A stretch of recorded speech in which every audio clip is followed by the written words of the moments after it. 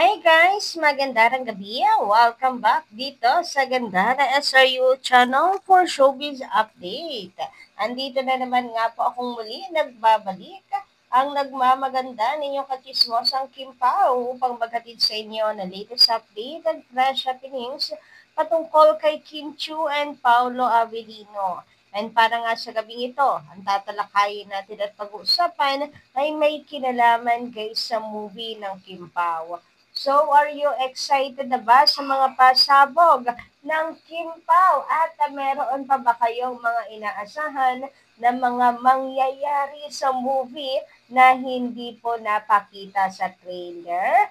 Ayan, dahil inilabas na po ang trailer ng movie ng Kim Pao, mayroon na ba kayong mga nai-imagine? Nai-imagine talaga.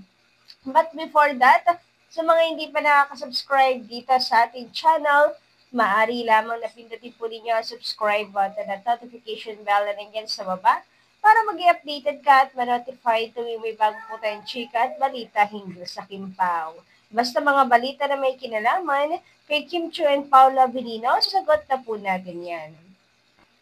And eto na guys, ayan, simulan natin ang ating update. Patungkol ito sa movie ng Kim Pao. So, syempre, dahil nabanggit na rin naman po ni Kim Chu na isa po sa mga paborito niyang scene dito ay yung hashtag gusto.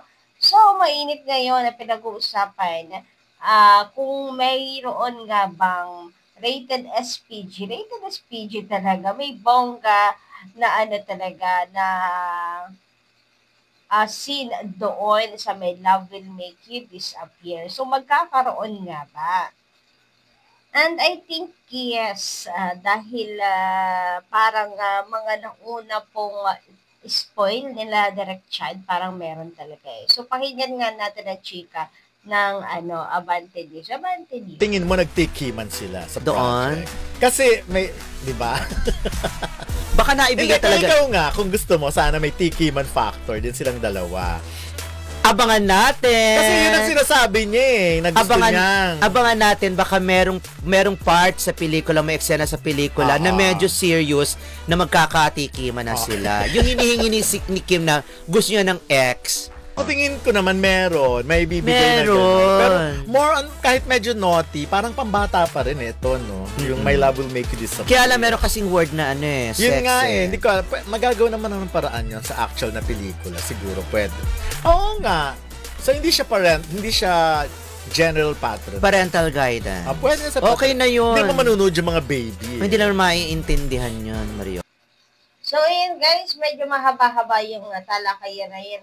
Nabanggit pa nga dito yung tungkol sa pag-move ng movie ng Kim Pao. Hindi sila doon, kumbaga tumutol about sa pag-move ng movie ng Kim Pao from February 12 to March 26 kasi nagkaroon daw po ng oras talaga. At eto, satisfied naman nga sa trailer, sa ipinalabas na trailer. Anyway, about doon po sa sa I Want to Have Sex ni Kim Chu, ayun nga, rated PG, SPG, hindi pwede sa mga bata. Pero sabi nga naman doon, kapag wala pa naman talaga namang muwang, hindi pa naman maiintindihan yung salitang yon. Tapos, ayun, dapat abangan, nakakaano nga lang din talaga siya. Dapat mabigyan ito ng linaw para yung mga na nagdadala ng mga bata-bata, 'di ba? Maabisuhan agad-agad, maabisuhan. Pero ayun nga, ako pabor din ako ng kahit naughty ganyan. Noticing, hindi into details. Kasi may nabasa rin ako na buong family daw kasi nila yung manonood. So, may kasamang bata. Pero pwede naman nga siguro. Ayan, di naman, naman kasi nga siya, home-com, diba? Kayo guys, ano ang ninyo dito? Anong inyong thought patungkol dito? Ano yung comments nyo about this? So, ngayon, naabangan na po talaga yan kung magkakaroon nga ba daw ng tikiman or paiinitin ng mga Kim Pao fans sa mga moviegoers. Pero para sa akin, light lang dahil naman po siya, rom-com talaga. And mukhang hindi naman yon yung tema ng movie. movie, di ba? Anyway, eto naman, nakakatuwa, guys. Grabehan talaga yung mga Kakimpaw fans natin. So, eto nga po, guys, black screening sa Quezon Province, SM Cinema Lucena, March 26, 4 p.m., Cinema 3, 392 seaters. Grabihan naman talaga yon. This is it. We already paid. Thank you, Lord. At Princesa Chinita at ni Paula Avellino. Grabe! Ano pa lang to ha? Black screening, 392 seaters. Grabihan yon. So, bayad na siya, guys. Ayan yung pruweba, oh. Mayroon diyang pictures. And grabe, guys, yung ticket. Ayan na po, o di ba, apakakapal. 392 seaters, grabihan yon.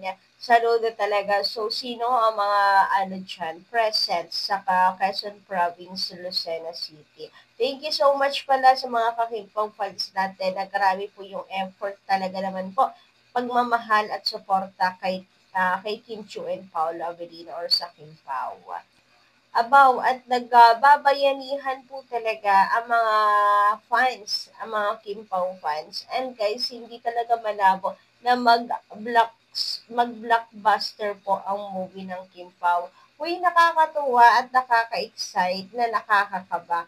First movie to syempre ng Kimpaw, di ba? Tapos kung maging successful nga, abawa, lahat po talaga tayo magpapafiesta. Magpapafiesta at lulundag po talaga sa sobra pong tuwa.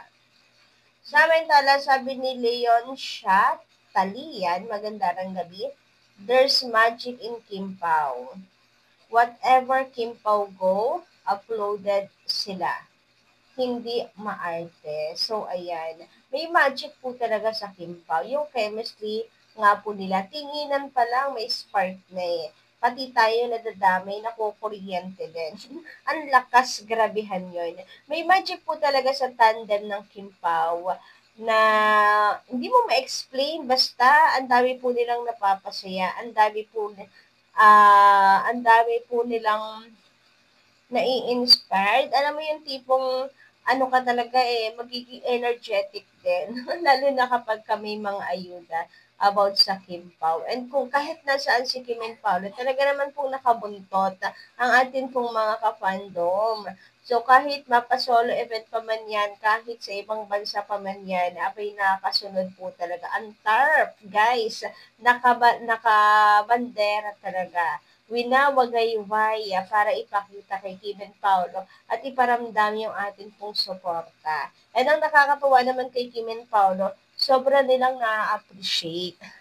Sobrang nakikita nila, pinapansin, at binibigyan ng space sa puso nila.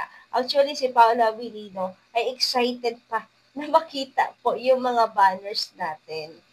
Samantala, sabi naman ni Asia Abo Salambat, magandang gabi.